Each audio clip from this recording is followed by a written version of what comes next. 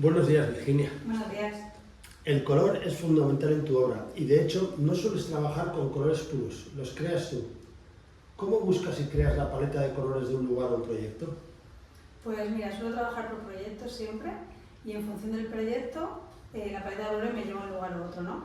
En el caso del proyecto que he hecho para Lanzarote, comencé con una idea preconcebida que llevaba por título Sonata en verde, blanco, azul y negro, pero hasta que no he llegado aquí y he visto los colores, los he sentido, los he tocado, es decir, la tierra de las salinas, el agua de Punta Mujeres, etcétera, etcétera, no he podido realmente concebir la paleta que quería crear. Es cierto que tengo siempre un registro de imágenes y de sonidos que también me ha ayudado mucho a entender el color, aunque parezca mentira, pero creo que es un proceso sinestésico que me sale como de forma muy natural. Y con esa investigación llevo a cabo la elaboración de los colores. Siempre tengo como el registro fotográfico para ayudarme, pero es algo que está como en mi cabeza. Si por ejemplo he estado en La Salina o he estado en Punta Mujeres, necesito estar como constantemente con la imagen que tengo en la memoria de ese espacio, de ese lugar, para poder trabajarlo. Eso es en el caso de cuando trabajo sobre un lugar, como ha sido el caso de Lanzarote, ¿no? Pero por ejemplo, un proyecto presentado en el CAP de Burgos, que se llama El color del ruido, en el que estoy trabajando sobre los colores del ruido. En ese caso he trabajado a partir de unas telas que son una instalación sonora que llevan el color de cada ruido y a partir de ahí he ido elaborando como esa paleta de colores.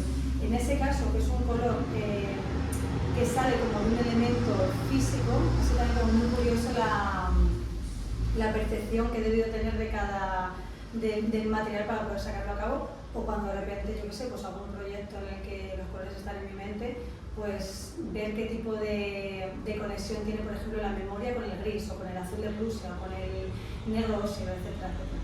Así que va un poco en esa línea de trabajo. ¿Qué relación existe entre los colores y las emociones desde tu punto de vista?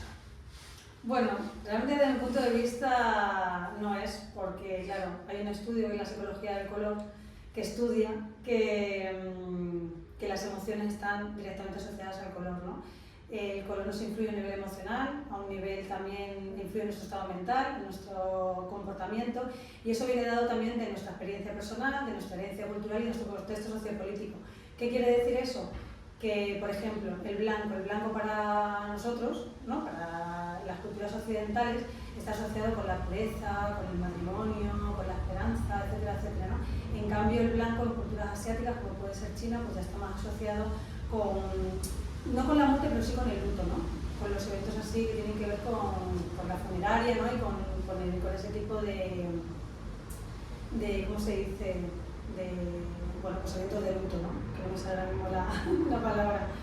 Y al final es un estudio que han llevado a cabo muchísimos artistas a lo largo de los siglos y que yo al final ese estudio lo he llevado a cabo durante muchísimo tiempo, a lo largo de toda mi carrera, porque creo que de forma muy natural me sale como ese diálogo con el color, ¿no? Si de repente estoy en un espacio que son colores que me atraen, una sensación que pueda ser negativa se convierte en positiva, o una persona que está pasando por un proceso negativo pues puede llegar a encontrar en un espacio cálido y de paz la sensación de tranquilidad, ¿no? Y ahí quiera que no, que todo el tema de la arquitectura, los colores que tienen que ver con la estructura de un edificio, etcétera, etcétera, sean tan importantes para cada persona, ¿no? Porque son fundamentales para el bienestar y la salud mental. ¿Cuál es la paleta de colores de Lanzarote? La paleta de colores de Lanzarote es única, es inusual, cruda, bestia y sorprendente. ¿Por qué todos estos adjetivos, no? Porque Lanzarote es un paisaje al que yo no estoy acostumbrada. Entonces, es cierto que me recordó muchísimo cuando fui a los hervideros al Atlas de Marroquí, porque lo recorrí con mi familia hace 20 años y de repente iba subiendo a los hervideros y digo, madre mía, pero si estoy aquí en el Atlas, qué maravilla es esta, ¿no?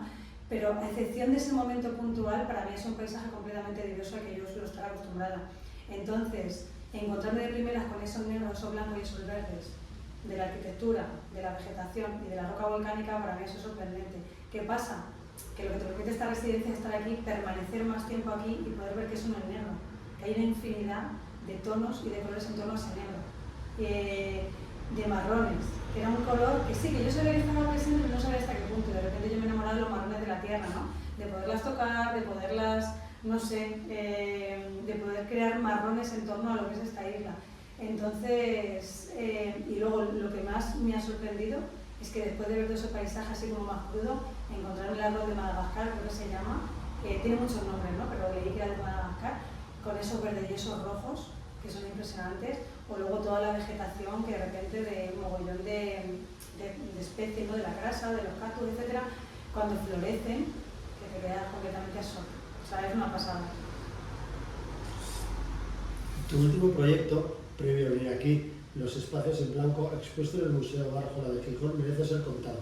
Háblanos de él. Pues a ver, Los espacios en blanco fue un proyecto comisariado por Adonai Bermúdez, que es de aquí de Lanzarote, con el que trabajo magníficamente bien. Llevamos a cabo una propuesta site-specific para la capilla del Museo Bárjola, en la que creamos una pieza a través también del color y de los tejidos que se podía transitar, porque todo mi proyecto versaba sobre la memoria a corto plazo. Yo hacía un análisis en el punto de encuentro de la memoria a corto plazo entre dos generaciones, la vejez y la niñez. ¿Por qué? Porque me pilló en un momento en el que, aunque yo tengo una línea de trabajo social y otra conceptual dependiendo del proyecto, yo por un lado por otro, ¿no? En este caso, es uno de los proyectos más personales que he hecho porque coincidió que durante la pandemia mi abuela, que tenía principios de demencia, se convirtió ya en Alzheimer y la perdió completamente y yo me quedé embarazada. Entonces, esos primeros años después de la pandemia, en el que mi hijo iba creciendo y mi abuela iba perdiendo completamente la memoria, sí que hubo un momento que se encontraron, ¿no? Entonces él no entendía muy bien quién era la Yeya y la iba como buscando, vamos a ver la Yeya, tal. Yeya. Y luego mi abuela, pues al principio, que siempre la niñata a los niños de pequeños, siempre la niñata a los niños es una maravilla, ¿no? Pues con todas las dificultades que conlleva esta enfermedad, que entre ellas, dice la gente, no se enteran, sí se enteran, o sea, sienten miedo de que un desconocido se acerque, de que una desconocida se acerque a ellos, ¿no? De repente solo verle a él le daba tranquilidad, le transmitía paz, ¿no? Entonces me pareció que ahí tenía un punto de partida muy interesante para trabajar sobre los recuerdos, la memoria, la familia y la memoria colectiva, que es Adonai como lleva también todo el tema del comisariado del proyecto. Y bueno, hice una pieza también muy interesante, muy cruda, que se llamaba Llegó con tres heridas, que es el título del poema de Miguel Hernández, que habla de la vida, el amor y la muerte, en el que presentaba una serie de 6 cajas de luz, 3 sobre el cerebro de mi abuela en diferentes estados de Alzheimer y luego 3 de una ecografía de mi tripo, ¿no? En la que estaba Leo según iba creciendo, ¿no? Y entonces me parecía muy interesante ver cómo la muerte y la vida se conectan a través de una propuesta artística. Háblanos acerca de Lanzarote. Bueno, ha sido una experiencia única, o sea, única a todos los niveles. He viajado mucho, he vivido en muchos sitios, he tenido experiencias extraordinarias, viajes extraordinarios, también muy difíciles, muy duros, épocas completamente complejas a la hora de exponerme, ¿no? en ciertos viajes, etc. Y Lanzarote sin duda es y será una de mis favoritas porque hace poco alguien me dijo que no era más turista que viajero y yo aquí me he sentido viajera, ¿no? Porque he tenido tiempo, porque he tenido el maravilloso regalo del tiempo y además el hecho de poder conciliar ha podido comprender el que yo pueda criar y crear desde mi profesión, que es una de las dificultades de mi carrera, ¿no? El no poder llevar esas dos cosas a la vez.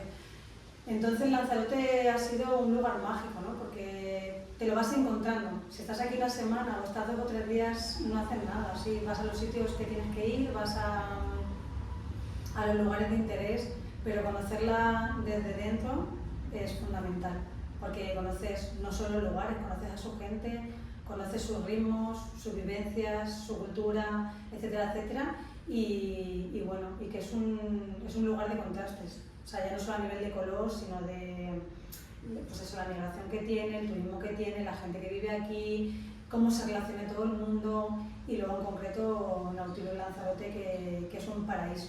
Es decir, o sea, no lo digo como en plan exagerada que puede parecer que, no, como estoy aquí, no, es realmente un paraíso porque te permite todas las facilidades para poder crear. Porque porque esta carrera es muy, muy precaria. Entonces, de repente, encontrar un lugar en el que puedes comer, puedes permanecer, puedes trabajar y además puedes criar, es lo que necesita una profesional para poder seguir avanzando en su carrera, porque si no, todos son dificultades. O sea, quien lo ve desde fuera dice, ¡ay, qué bonito! Es duro, es muy complicado. O sea, si a cualquier persona le cuesta criar o conciliar en cualquier trabajo, dentro del mundo del arte es muy difícil. Entonces, yo aquí he tenido la oportunidad de, bueno, de viajar, de explorar, de crear, de investigar y de permanecer, que yo creo que es lo fundamental. Pues nada, Virginia, muchísimas gracias, es un placer tenerte aquí y sabemos que te veremos pronto. Gracias, muchas gracias.